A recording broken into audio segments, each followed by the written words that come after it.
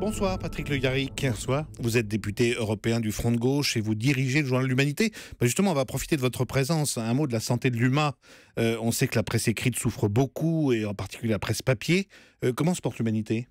Nous avons des résultats en diffusion qui augmentent là, depuis le début de l'année.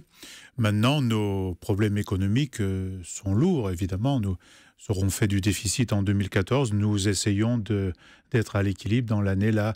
Mais ce qui compte surtout, c'est d'inciter les citoyens aujourd'hui à lire la presse écrite, à participer au débat citoyen, car nous en avons bien besoin. Vous n'avez pas pris vraiment le tournant encore du numérique, du site Nous n'avons pas pris, si, nous avons une plateforme éditoriale et une plateforme numérique complète. Mais vous ne misez complète. Pas vraiment sur l'aspect Internet. Ce qui se dit en général, c'est-à-dire la transition numérique, nécessite des investissements considérables. Or, nous n'avons pas les fonds pour faire ces investissements à la hauteur où il faudrait les faire aujourd'hui. Alors parlons des élections départementales, c'est dans 10 jours précisément, je le disais tout à l'heure.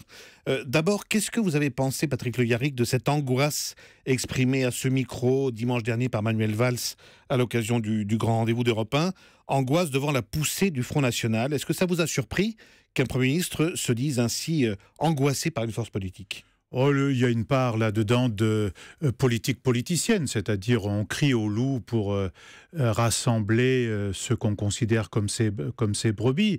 La question fondamentale, c'est celle-là, mais aussi celle d'électrices et d'électeurs, de citoyens qui aujourd'hui ne trouvent pas leur compte et qui n'iront pas voter. Et dès lors qu'ils ne vont pas voter, ça crée les conditions d'une augmentation automatique des scores du Front National, voire de l'élection de conseillers départementaux Front National, ce qui est tout à fait nouveau dans le paysage, il faut bien le reconnaître. Par conséquent, son cri, on peut le comprendre. Ceci dit, c'est une action transformatrice, une action qui répond aux aspirations populaires, qui permettrait de faire reculer à la fois le Front National et l'abstention. Vous avez remarqué que ceux qui disent combattre Marine Le Pen et son parti en parlent quasiment tous les jours, plusieurs fois par jour même.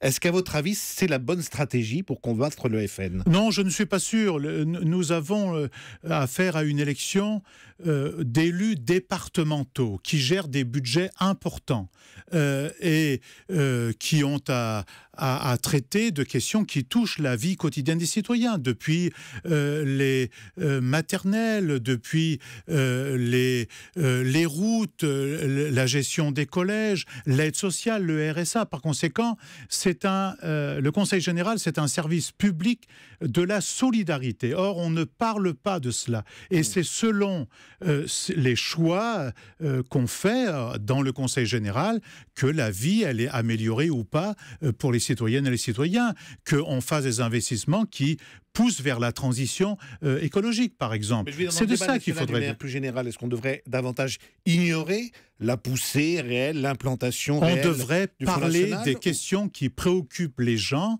et d'informer les gens sur le rôle d'un conseil départemental qui est au service de nos concitoyens, qui n'est pas de la politique politicienne. C'est tous les jours du concret. Par exemple, mes amis qui gèrent le département du Val-de-Marne, c'est tous les jours qu'ils défendent ce service public. C'est tous les jours qu'ils qu'ils orientent l'argent vers l'aide sociale, vers la culture, vers les collèges. Par conséquent, c'est de ça qu'il s'agit. Et dès lors qu'on parle de tout à fait autre chose, il ne faut pas après s'étonner que cette politique politicienne produise les dégâts qu'elle est en train de produire. Mais là, vous entendez ces électeurs potentiels du Front National qui disent « on a essayé beaucoup de choses au niveau national, au niveau local aussi, il y a quelque chose qu'on n'a pas essayé, c'est le Front National pour la gestion éventuellement locale aussi ». Donc l'argument, il peut aussi se retourner parce qu'il y a des électeurs qui disent « pourquoi ne pas essayer une autre voie pour la gestion des départements ?» Bien sûr, mais villes. ça s'est déjà dit dans l'histoire. Et certains qui se sont trompés de colère l'ont parfois payé cher. Et le mouvement démocratique en général, le mouvement républicain, l'a payé extrêmement cher. Donc ce n'est pas de l'expérimentation qu'il faut faire. Il y a aujourd'hui le choix entre des politiques qui servent au quotidien sa vie, qui vont améliorer son environnement, ses conditions de logement, les loisirs, la culture, ou bien des choix qui ne le feront pas. C'est ça le fond. Patrick Le Yarrick, vous mettez droite et PS dans le même sac, dans la responsabilité de cette montée du Front National ces dernières années? Je mets personne dans le même sac. Dès lors qu'on ne... Oui, en quelque sorte, puisque dès lors qu'on ne répond pas aux aspirations des gens, dès lors qu'on prend des engagements, qu'on fait des promesses et qu'on ne les respecte pas, dès lors qu'on voit cet argent qui coule à flot dans certains pôles de la société, alors que la misère se répand dans les quartiers populaires, la vie devient de plus en plus dure dans les zones rurales, il ne faut pas s'étonner de cela. Donc la question de fond, c'est la répartition des richesses, au niveau de l'État comme au niveau des départements et des régions. On s'inquiète d'une possible abstention record pour ces élections départementales. Nous le disions tout à l'heure dans le journal. Qu'est-ce que vous pensez de la proposition de rendre le vote obligatoire en France sous peine de sanctions économiques ou judiciaires, comme l'avancent les députés Europe Écologie? Mais la question, elle n'est pas là. La question, c'est que l'abstention aujourd'hui, c'est une manière de voter, de dire son mécontentement. Et quelqu'un s'abstient parce qu'il ne veut donner sa voix à personne sur l'échiquier politique. Et donc, ceci a des effets, ça bouleverse le paysage politique, mais il y a des électrices et des électeurs aujourd'hui qui n'y vont pas parce qu'ils considèrent que personne ne répond à leurs demandes. Ce qui n'est pas tout à fait le cas partout. Là où il y a des conseils généraux de gauche en général, là où il y a des conseils généraux comme dans le Val-de-Marne ou dans l'Allier dirigé par des gens qui appliquent dans les conditions actuelles, évidemment, ils ne vivent pas sous cloche, une politique au service des habitants, ça profite aux habitants. Donc, il ne faut pas rester chez soi. Une dernière question sur la Grèce, Patrick Le Yarrick.